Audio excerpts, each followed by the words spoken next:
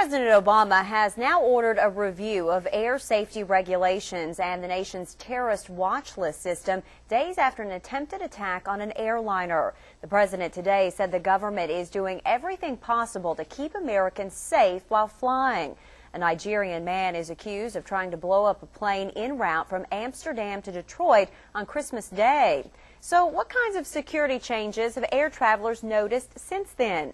Sherelle Roberts talked to some of them today at Bluegrass Airport.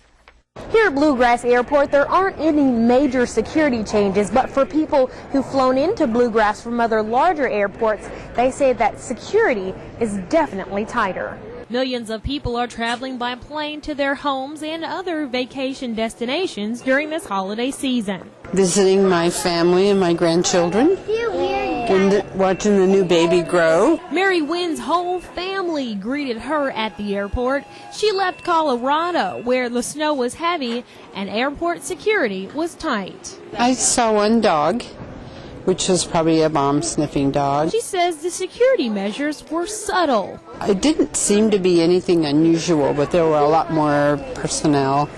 TSA, I think. Luke Constant, traveling from New York, also saw that type of stepped-up security. There was some random checks for ID and some random bag checks. He says that made for long lines and even longer delays.